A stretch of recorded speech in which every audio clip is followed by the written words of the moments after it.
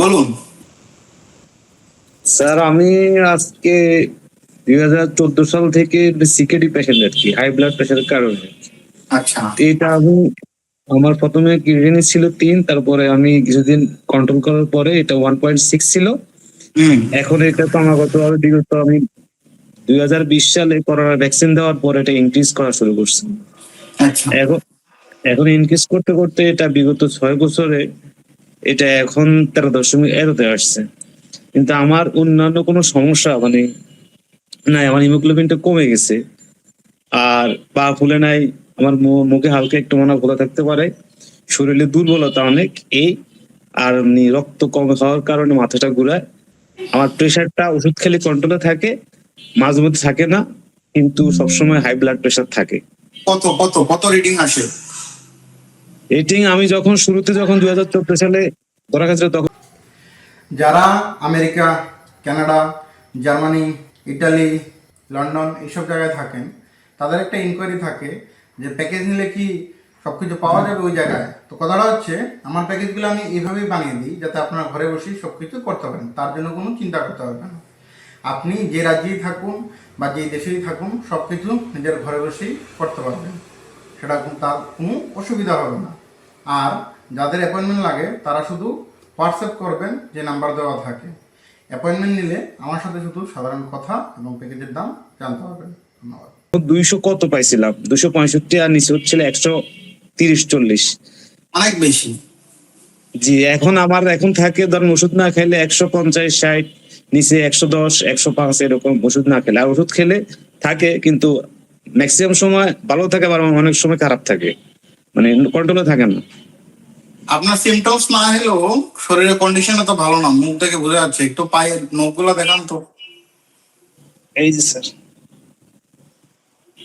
Haemoglobin কত থাকে ওই পায়ের নখটা দেখান।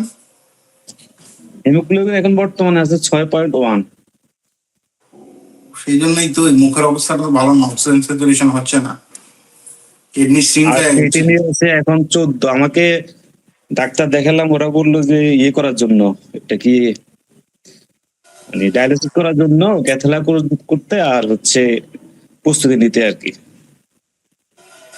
তো আপনার হার্ট ভালো আছে? শ্বাস নিতে কোনো সমস্যা হয়? না, আমার শ্বাসে কোনো সমস্যা হয় না। বুকে দুধ দুধ, কারণ কি ও হিমোগ্লোবিন তো অতিরিক্ত কম। জি জি। কোনো রক্তের ইনজেকশন বা রক্ত নিয়েছেন? গত বুধবারে একটা ইনজেকশন দেওয়া হয়েছে আমাকে। আচ্ছা।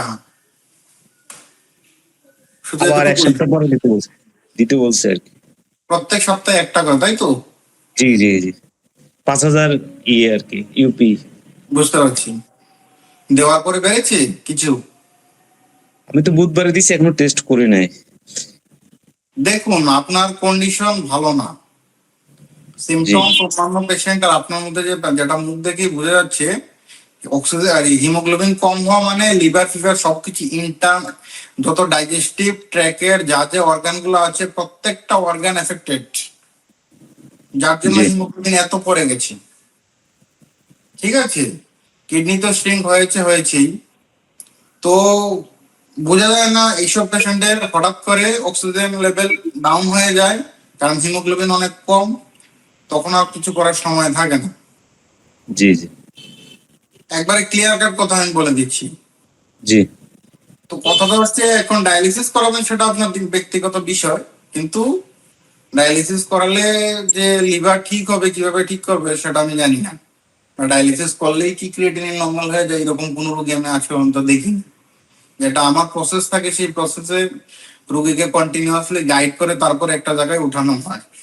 আপনার থেকে অনেক সিভিয়ার কেস হতো 3-4 হিমোগ্লোবিন সেই জায়গা থেকে ক্রিয়েটিনিন 22-23 নর্মাল করা হয়েছে। তো এইসব করতে গেলে অনেক খাটুনির ব্যাপার আছে, প্রত্যেকদিন পেশেন্ট অনেক মনিটর করতে হয়।